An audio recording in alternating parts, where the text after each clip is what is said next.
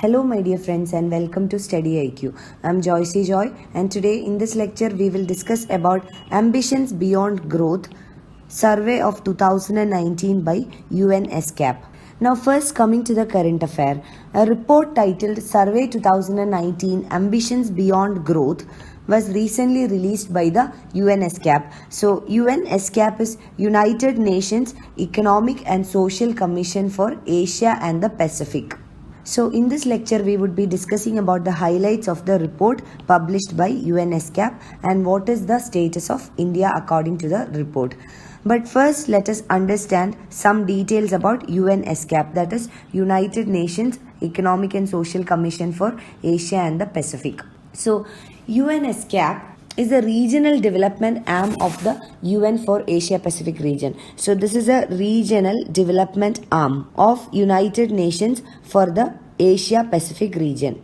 And this was established in the year 1947 and it is headquartered in Bangkok. And it is made up of 53 member states and 9 associate members. So 53 member states plus 9 associate members makes UNESCAP, and it covers countries from Turkey in the west to the Pacific island nation of Kiribati in the east, and from the Russian Federation in the north to New Zealand in the south. So in the west from Turkey to Kiribati in the east, and in the north from the Russian Federation to New Zealand in the south.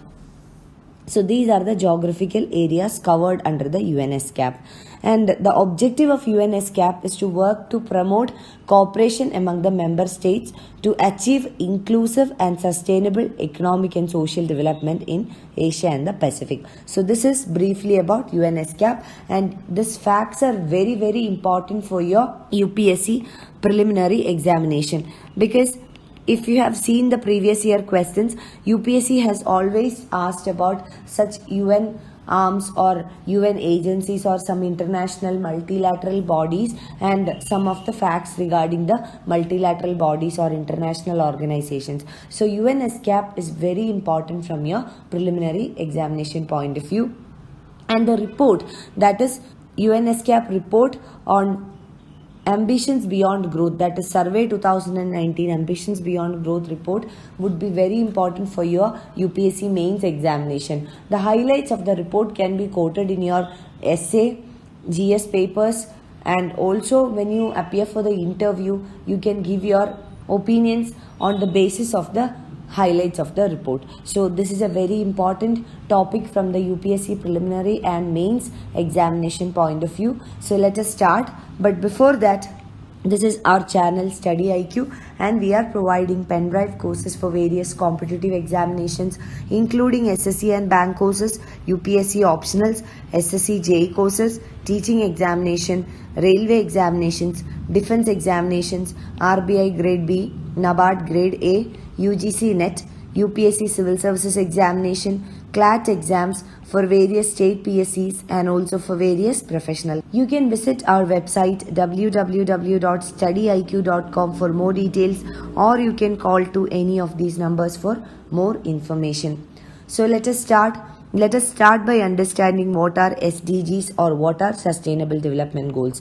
We have already discussed about SDGs and Sustainable Development Goals in many of the previous lectures, but briefly about SDGs. Sustainable Development Goals are 17 goals that United Nations define as universal call to action. So the UN or the United Nations defines 17 Sustainable Development Goals as a universal call to action, and the broad objectives of the Sustainable Development Goals are to end poverty, to protect the planet, and to ensure that all people enjoy peace and prosperity. So these are the broader objectives of the Sustainable Development Goals of the United Nations. So these goals are to be achieved by the year 2030. And these objectives include targets like no poverty or zero hunger, good health and well-being, quality education, gender equality, etc. So these are some of the targets under the Sustainable Development Goals. Now let us come to the report highlights. That is, the Survey 2019 Ambitions Beyond Growth report. So, coming to the highlights, the first one is regarding certain concerns which are highlighted in the report. So, according to the report, there are various concerns rising around the world, like rising financial instability, household debts, non performing assets, trade wars, etc. So, if we come to financial instability, it means that the governments around the world are financially unstable.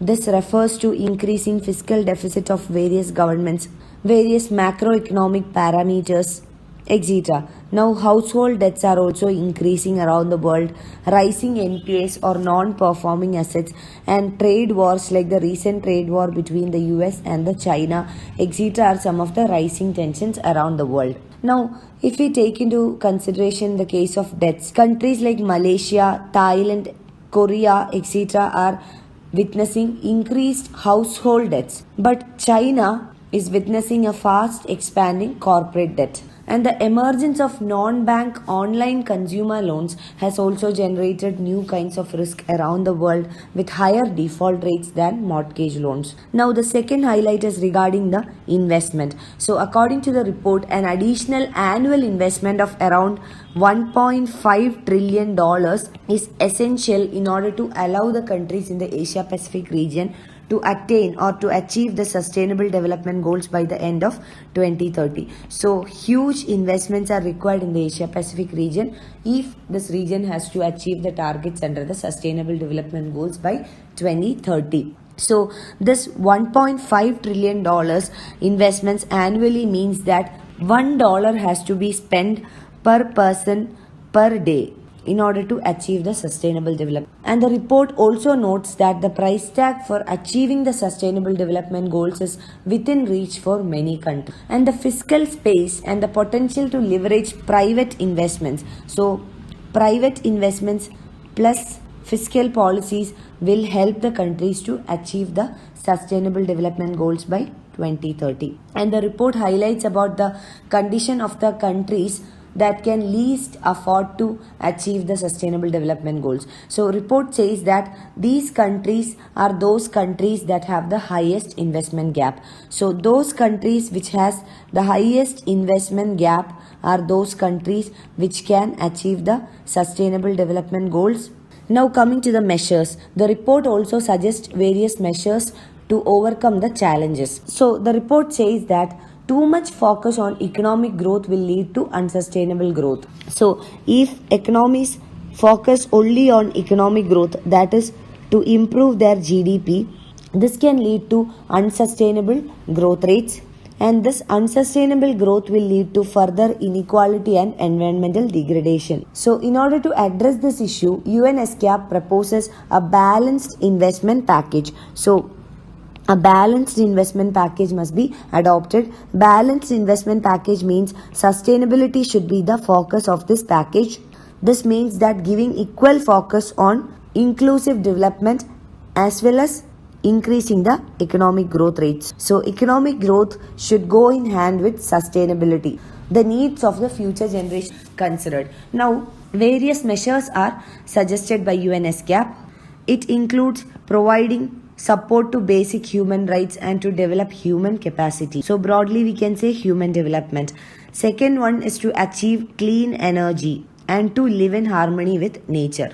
Third one is to improve the access to transport, information and communication technology. So investment in all this will require 5% of combined GDP of the Asia Pacific developing countries in 2018. And it also proposes for a strong and strengthened multilateral financing mechanism in order to accelerate the pace of sustainable development. So multilateral financing is a solution for this, and innovative financial instruments should also be introduced. For example, green bonds, promoting new investor classes, etc. And the report also proposes to raise tax revenues in this region. Now coming to the remark on education. So according to the report, the Asia Pacific region has significantly increased the educational access, but the problem lies with the quality of the education. 92 million children in the Asia Pacific region fail to obtain basic literacy and numeric skills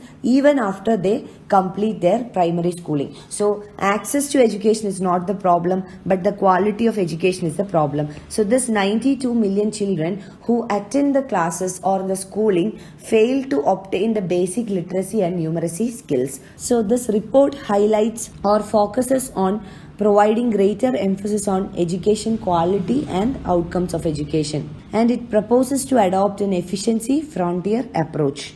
And in this context, strengthening the teaching quality and the teacher training is very important as per the report. So providing training to the teachers and ensuring the quality of the teachers are very important. Now coming to the case with India.